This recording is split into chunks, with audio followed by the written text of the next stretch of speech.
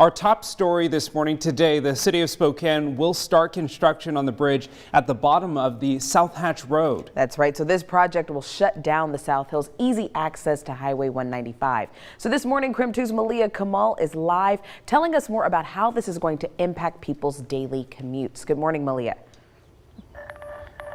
Good morning, Tim and Channing. Yes, another road project kicked off today. Road closure that is. Now that's the Hatch Bridge Road at Highway 195. Now I'm here with Kirsten Davis. She is with the city. Now Kirsten, this is just one of many projects that is kicked off. Right. So we have, this is one of our biggest construction years ever with $80 million in projects happening. A lot of those that have to do with streets. And this one is going to be a headache for many. And we understand that. There's just really no way around it, unfortunately. But just want to remind people to really just plan ahead, remember, and remember when you're taking that detour. And this is a long one. We absolutely understand that. But remember that there's a lot of pedestrian traffic, a lot of bike traffic through this detour. Yes. You're driving by houses, you're driving by a beautiful golf course. So take in the scenery, enjoy it while you're maybe in a little bit more traffic than you're used to. And you know, I could tell you, I just saw a bunch of bikes going down this road, and you know, maybe they're taking a detour from their normal route. Yeah, it could be. So just think about those alternate routes that you can take. This one's a little trickier because there aren't a lot of options and it's a long ways out of the way. But just remind people to be patient and think ahead and try to change your schedule if you can. If you can be more flexible to not, you know, make this route during peak times, that's going to help everybody. Well, thank you so much for joining us. Now, coming up in the next half hour, we will have more from residents. Live in Spokane, Malia Kamal, KREM 2 News. Now, unfortunately, there's no convenient detour for drivers around the construction, but we do have some alternate routes for you this morning. So take a look at this map right now. It's right here on your screen. So to get from 57th to and from 57th Avenue, rather, drivers will have to use US 195 to I-90 East. You'll then need to use the Maple Street exit to travel south on Cedar Street. This will get you access to High Drive and the top of Hatch Road. In total, the detour will add about 15 minutes to your commute.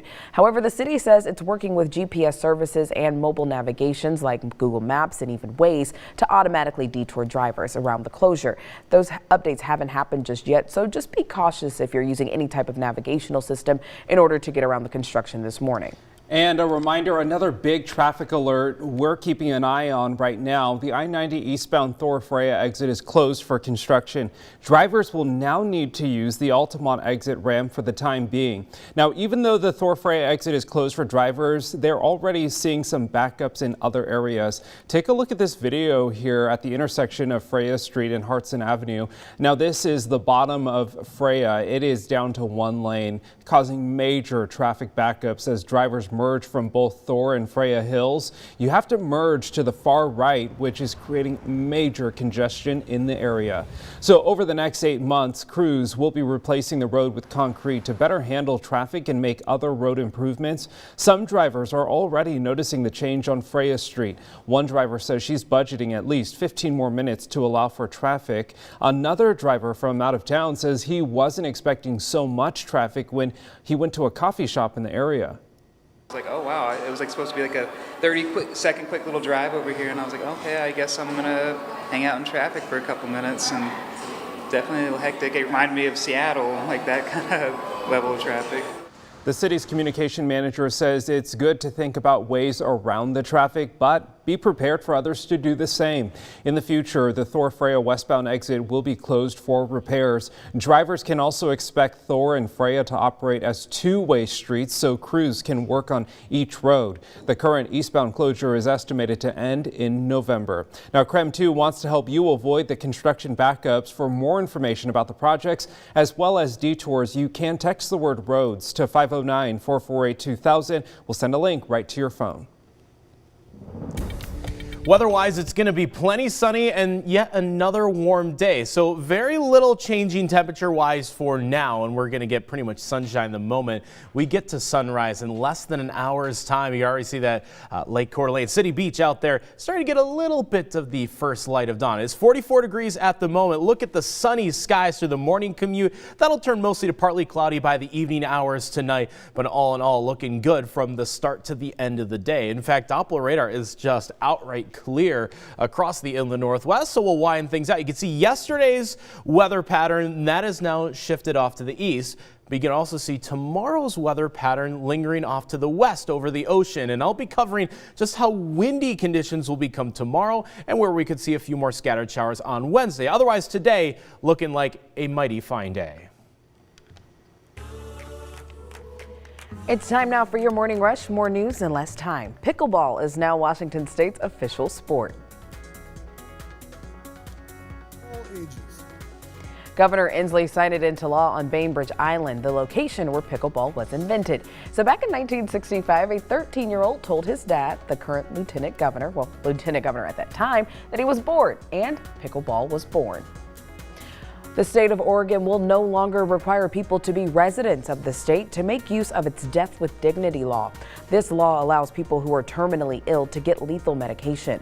A lawsuit challenged the state's residency requirement. In a settlement, the Oregon Health Authority agreed to stop enforcing it and asked the legislature to remove it from the law. Today, the WSU men's basketball team is playing in the semifinals of the NIT. The Cougs headed to New York over the weekend after a staggering victory over BYU. They will now face off against Texas A&M at Madison Square Garden. You can catch that game at 6:30 on ESPN. And Crim 2's Brenna Green caught up with the team ahead of tonight's game. We'll share what they had to say later in the show. And that's a look at your morning rush. The weather is getting nicer, which means the mountain snow begins to melt. As the Spokane River water levels rise, there's more and more trash being swept off the banks and into the river. KREM 2's Nicole Hernandez live this morning now to explain what's causing this increase in trash. Good morning, Nicole. Not something we want to see in our waters.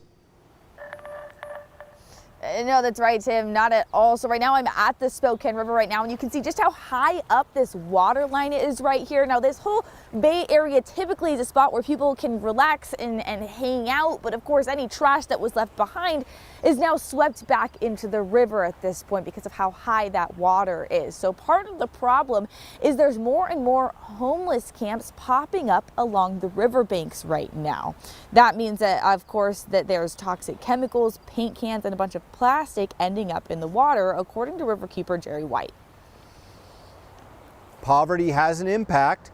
We see these camps with no garbage service along the edge of the river, and when we have these flows come up like this into where people have been living, garbage and other housing items get washed right in the river, and then they're garbage, they're pollution.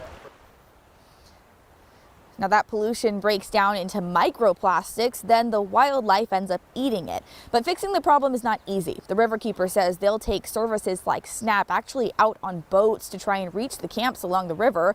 But homeless camps aren't the only reason this trash is here. White says the Spokane River is an urban river right in the middle of our city. So general litter from the city eventually finds its way to the river as well. Now last year, volunteers were able to pick up 26,000 pounds of trash and litter along the Spokane River. But White says he's still looking for more volunteers to continue picking up trash this year as well. In Spokane, Nicole Hernandez, KREM 2 News. I think this is a wonderful, positive thing for that East Sprague part of our community that we really want to see, kind of grow and grow. For the last 6 years, renovations have been at a standstill for the historic McKinley School building in the Sprague Union District, but that is set to change this year. Last night, the Spokane City Council approved a 12-year multi-family housing tax exemption for the property. So the city hopes this exemption will attract developers to build more housing units in Spokane. The McKinley apartments will include 22 units in 4 buildings, with 20% of the units being set aside for low-income tenants. Red tape and city code have not made it easy, though, to work on the building, but progress is in sight. Especially in the midst of a housing crisis, we should be working to expedite some of those things. And I know we are trying to do that. We've had some staff shortages and some stuff like that, but But I really think that's got to be an emphasis because it shouldn't take as long as it has. Building permits indicate construction will begin as early as this fall. There's an estimated construction cost of $10 to $25 million. Councilmember Cathcart says once construction starts, it should be completed in 2024. Medical supplies are on their way to Ukraine thanks to a Seattle-based company. While most of the details are secret, the overall mission is sending a very public message. And here's the one thing you need to know about today's weather. It's going to be sunny pretty much all day long, and we're in for another day in the 60s. And it is time for your wake-up call. It is National Mom and Pop Business Owners Day. So we want to know, how do you love local? Share your favorite small business with us. Text us at the number 509-448-2000 or use the hashtag UpWithCreme on social media. Here's all of the great responses we've already received this morning. We love supporting our local businesses. And taking a live look outside on this Tuesday morning. Ooh, look how beautiful and calm the water looks this morning. We like that. I love that. It's very nice, very soothing. What a great way to wake up and start your Tuesday, everyone. Very calming. Very calming, exactly. Let us know where you're watching from this morning. You can text us at 509-448-2000 and join us for more Up with Crib.